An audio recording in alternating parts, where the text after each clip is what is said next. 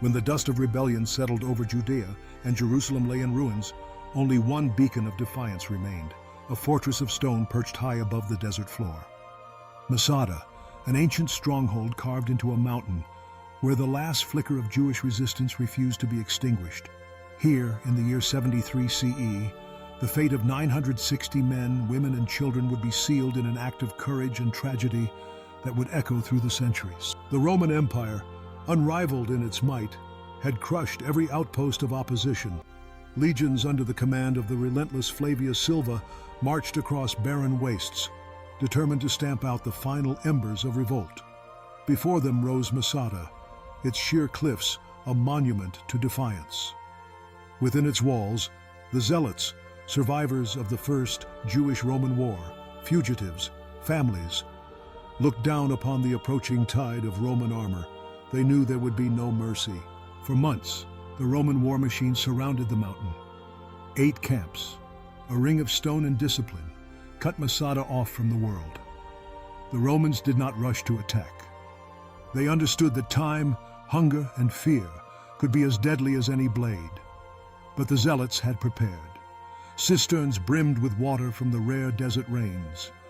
Granaries overflowed with wheat and barley. The defenders watched and waited. But Rome's patience was inexhaustible. With thousands of slaves and soldiers, they embarked on an engineering feat worthy of legend. Day by brutal day, the Romans built a colossal siege ramp, hauling stone and earth up the western slope. The mountain fortress, once thought impregnable, was now vulnerable.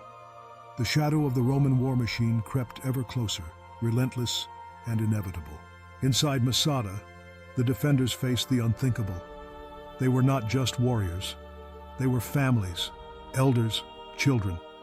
To surrender was to face slavery, humiliation, and death. Led by Eleazar ben Yair, a leader of unwavering resolve, the Zealots weighed their options as the Roman battering ram prepared to breach the walls.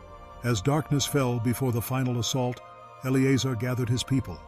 His words, recorded by the historian Josephus, still chill the soul. "Let us die free men, with our wives and children, rather than see them led away to slavery. The Romans will not have our bodies for sport, nor our spirits for chains." The defenders burned all they owned, except the food stores. This act, defiant and deliberate, sent a message. They did not die by starvation, but by choice. One by one, the men turned their swords on their own families, then on each other, until the last survivors drew lots for the final harrowing act. Only 2 women and 5 children, hidden deep within the water cisterns, lived to tell what transpired that night. When the Roman legions finally breached the walls, they found only silence and smoldering ruins. The victors, hardened by campaigns across the world, stood in awe of the scene before them, an entire community who refused to yield, even in the face of certain death. The ramp still scars the mountain. The bones and ashes tell a silent story.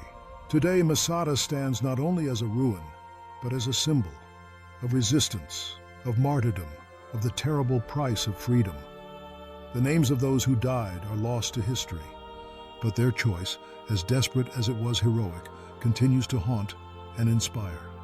In the face of overwhelming force, these defenders chose death over chains.